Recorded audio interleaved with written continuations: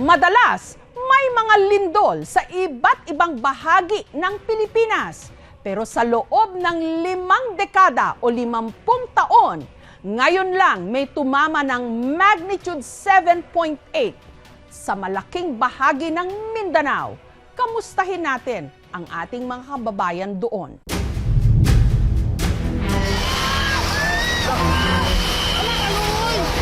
Hoy! Alayawan! Disaster zone ang dinatnan kong General Santos City nitong Miyerkules.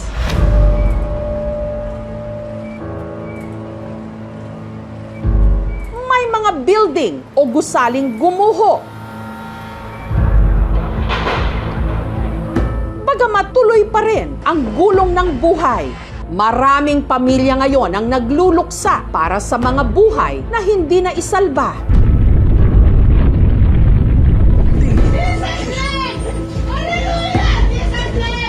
Oh!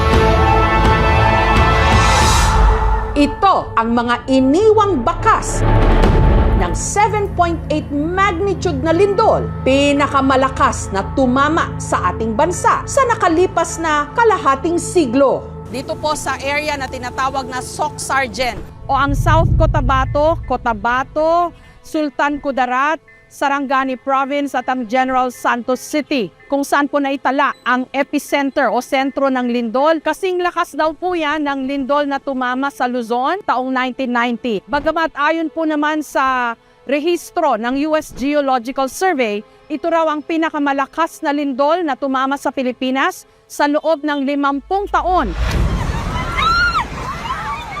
Ang ipinagpapasalamat na lang ng marami, nangyari ang lindol umaga ng Lunes. Nakapasok na ang mga bata sa first day of classes, bagamat wala pa sa loob ng kanilang mga classroom. Sarado pa rin ang mga mall at commercial establishments. Kung nagkataon, baka mas marami pa ang nagbuwis ng buhay. Minatrap! Tao! Tao! Minatrap!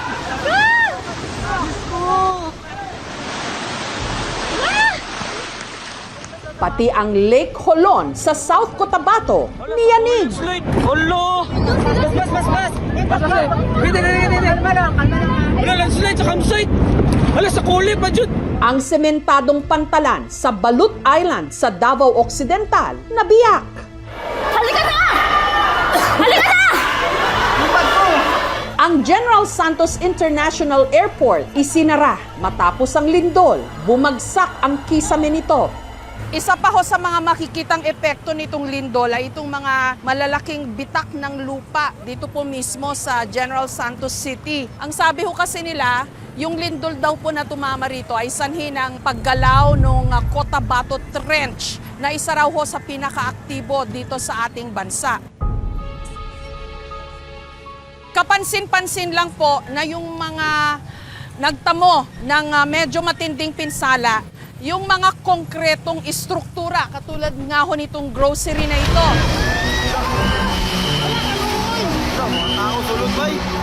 Sa loob po ng grocery na ito, 4 ang naipit ng lindol. Yung isa nakaligtas, may 2 na-recover ng patay. Meron pa pong isang missing as of today, Miyerkules, June 10. Ang bukod tangi namang nakaligtas sa pagkakatrap sa gusaling ito, si Jmar. Hanggang ngayon, sariwa pa sa kanyang alaala ang bangungot na kanyang nalusutan. Paano ka nailigtas? sa pushcart, pati yung timbangan. Pero ipit na ako nun, ma'am. Yung pwesto ko nun, ma'am, parang tinapal na nakaganyan na lang, ma'am. Tapos, hindi ka nakatakbo palabas, di ba? Kinuha ka nila dun sa loob. Yes, ma'am. Mga 40 minutes before pa ako maligtas. Ang nasa isip ko nun, ma'am, na dapat mabuhay pa talaga ako, ma'am. Ba? Malapit lang dito sa Gumuhong Grocery, meron namang inilagay na parang mga tent para po dun sa mga kamag-anak ng mga naipit sa loob. Umaasa na sana may makuha pang buhay mula doon sa guho. Diba ang nanay tingin sa anak na nawala. Dapat ako ang unang mamatay, hindi sila. Hanggang noong Miyerkules, umaasa sina Morphy na makukuha mula sa guho ang kanyang kapatid na si Babylin. Manager ng grocery na mula Cotabato City, napunta lang daw dito sa General Santos City para magsagawa lang ng tinatawag na stock inventory.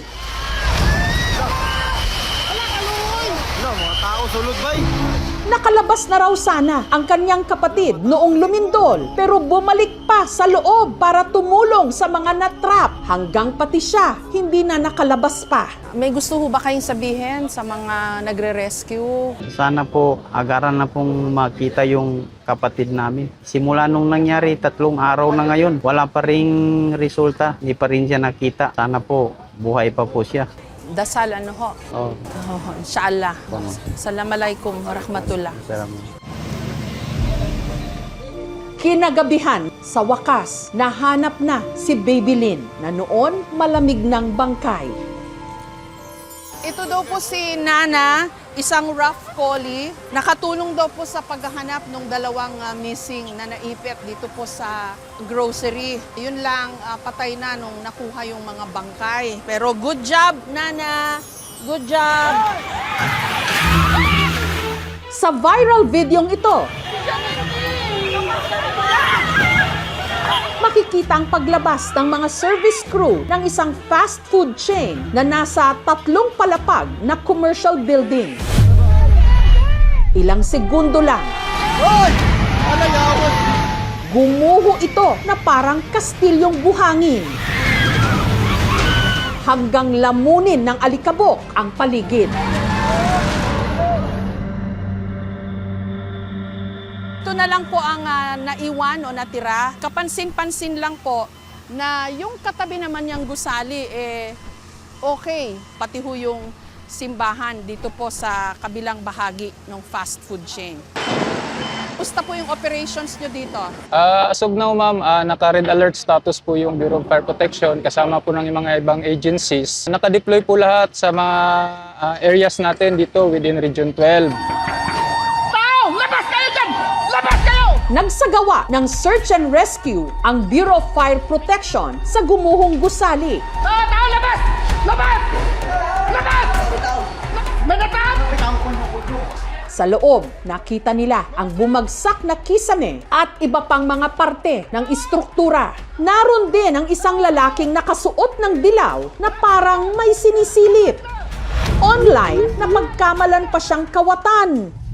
Yun pala, isa siyang bayani, si Tatay Ramon na nakapagligtas ng 2 tao mula sa Gumuhong Gusali. Paglakas ng lindol, doon ako dyan sa trabaho sa City Hall na bago. Tapos sigaw yung kasama ko na yung bumuo, nakatrain ako sa Philippine Army sa reservist. Pagpunta ko doon sa tapat, may nakita ko sa salamin, may kaway-kaway doon sa salamin, sarado. Tinulungan namin na ibain yung pinto. Kaya nakalabas yung matanda na babae. Bumalik ako doon, sumigaw ako kung mayroon pang tao sa loob. Tay, salamat sa ginawa ninyo ha. So may 2 buhay po kayong naisalba dito po sa Lindol.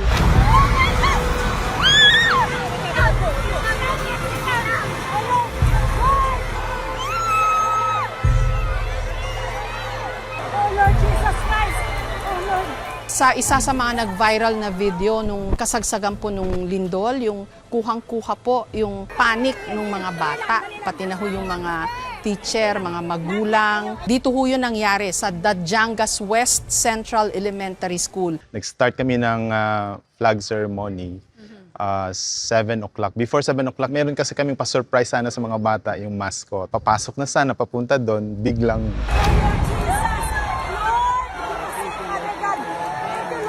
At hindi na ho nila nakita yung mascot. Parang dito lang banda yung mascot. Oo, tas lumindol na. Ano hong movement? Malakas talaga. Paano pa? Sideways? Parang pag ganon, tapos So all Yes, directions. Oh.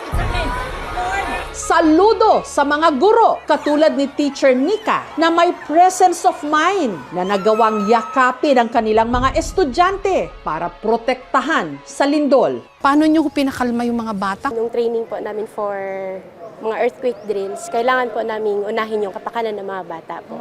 Yun po, the cover and hold, then yung body po namin mismo ang aming pinang-cover po sa mga bata. Kahit alam naman po namin, hindi po namin makakover ang lahat. Paano nyo ho na-manage po yung sitwasyon na lumilindol, sumisigaw yung mga bata? Unang-una po is yung presensya po talaga. Kahit po, ako mismo, ang anak ko nandyan lang po sa labas ng gym, dyan po ang room niya. Pero inuna ko po yung 44 students ko po na isalba.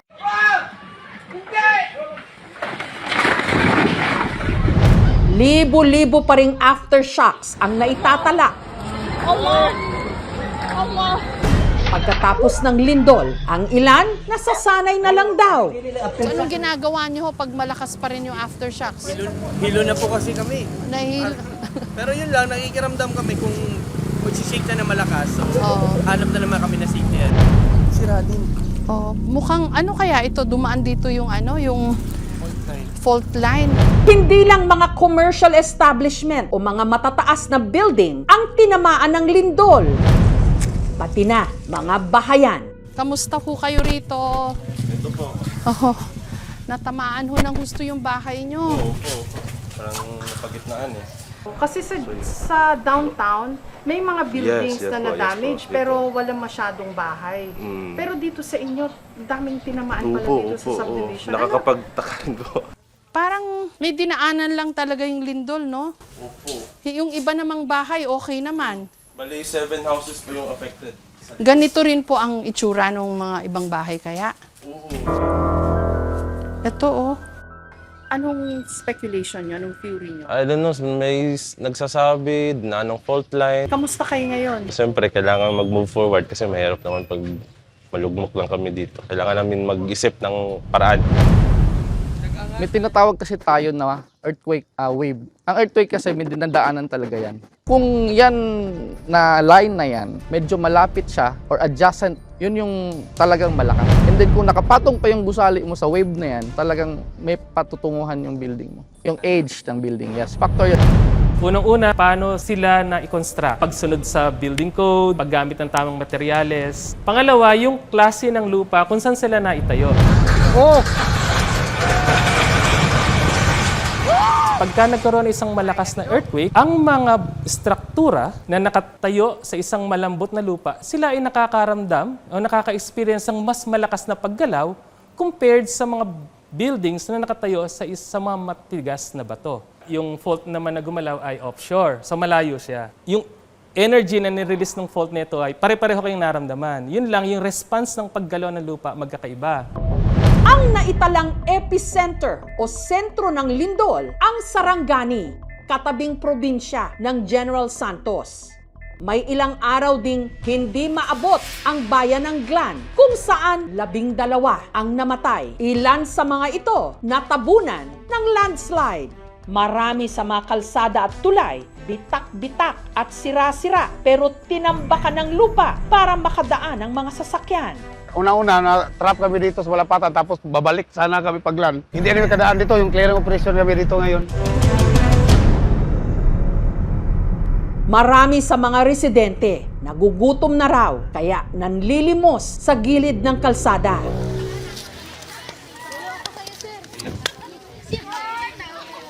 Maghintay kami para may maawa sa amin na tumulong sa amin kasi kailangan kami ng tubig at saka bigas kasi hindi kami makadaan na bumili sa Glan kasi sira ang daanan namin. Ang lumang munisipyo ng Glan, pinadapa rin ng lindol. Ang katapat nito, ang ginawa ngayong evacuation center. Hindi na matulugan yung bahay namin. Sana po matulungan po yung mga wala ng matuluyan na bahay. Ang bahay na ito sa coastal barangay ng Glan nahati. Ang katabi, halos mapulbos. Kabilang sa mga nadaganan ng pader, si Mary Joy na pilit daw iniligtas ng 15 anyos niyang anak na si Ayesha. Nakayuko naman siya sa kanyang nanay. Binaklas namin yung simento para makuha sila. Nadala pa raw ang mag-ina sa ospital. Pero si Ayesha, kalaunan, namatay. Naipasok pa sa ICU ng ospital si Mary Joy. Pero nito lang Biyernes, binawian na siya ng buhay. Wala namang sakit sa puso. Pagdating ko rito, natubuhan na. Hindi yan, mahal ko yung anak ko. Yung gustong tumulong sa akin, tumulong. Hindi naman pera yung gusto ko, basta pangpalibing lang. Si Nanay Visitasyon naman, hindi pa rin maproseso o mawari ang pinagdaanan niyang trauma. Lalo't personal daw niyang nakita kung paano nabagsakan ng pader ang dalawa niyang apo at manugang niyang si Karen. Sige naman ako aginor, gadi naman ko katindog. Kusog na kayo ang linog na. Pag singgit na ko, naya ni Ari, kamatabang po ba? Pagpiti naman akong singgit, nahagsa atong duha ka, kuan diha ka, siminto. Pag mahagsa ato, ingon man tong inahan, tabang ma. Ang balain naman ni Nanay Visitasyon na si Ronnie, pilit ding hinanap sa gitna ng guho ang kanyang anak na si Karen kahit napakadelikado. Hindi ko kasi alam sir ang gawin ko eh. Kung ano gagawin ko sa aking apo at saka yung anak ko sir eh. 3 sila. Yung babae, nadala pa daw sa emergency. Sana tanggap kayo lahat. Doon na kayo sa taas. Kahit masakit sa amin, sir. Ganyan talaga, sir. Si Richelle, dobleng kamalasan daw ang inabot nung araw na yon. Matapos kasing malindol ang kanilang bahay, nasunog pa. Nagpahinga muna ako dyan sa labas. Ako naglinis. May tao man dyan. Pinatulong ko doon. Umakyat siya sa taas. Nakita ko siya, nagsigarilyo siya.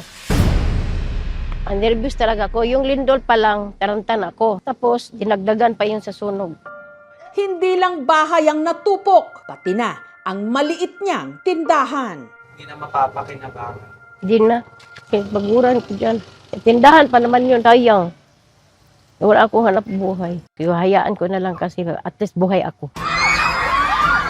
Ayon sa PHIVOLCS, ang magnitude 7.8 na lindol na tumama sa Mindanao, bunsod ng paggalaw ng tinatawag na Cotabato Trench, na isa raw sa pinakaaktibo sa buong Pilipinas. Noong 1976, nagkaroon ng isang malakas na lindol, magnitude 8 or magnitude 8.1. Ang nag-cause din ng earthquake nito ay yung Cotabato Trench. Magkaiba lang sila ng segment.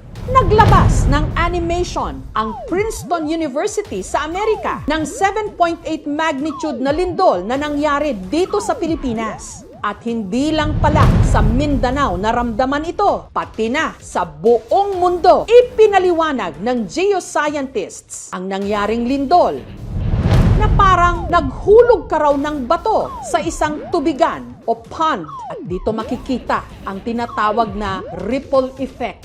Ano ba ang magiging epekto sa atin ng worst case scenario sa Metro Manila? Tinitingnan natin ay ang paggalaw ng West Valley Fault. Pagka ito ay gumalaw, ito ay kaya niya mag-generate ng up to magnitude 7.2 and then intensity 8.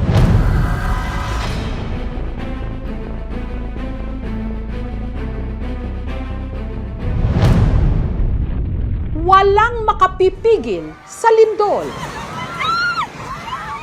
Hindi rin mahulaan kung kailan ito darating. Ang pwede lang gawin, paghandaan ito para maiwasan ang pinsala at pagkamatay. Hoy! Alayawan!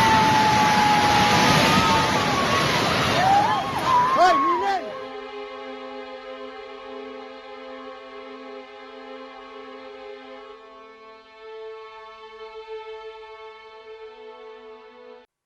Thank you for watching, mga kapuso. Kung nagustuhan niyo po ang videong ito, subscribe na sa GMA Public Affairs YouTube channel.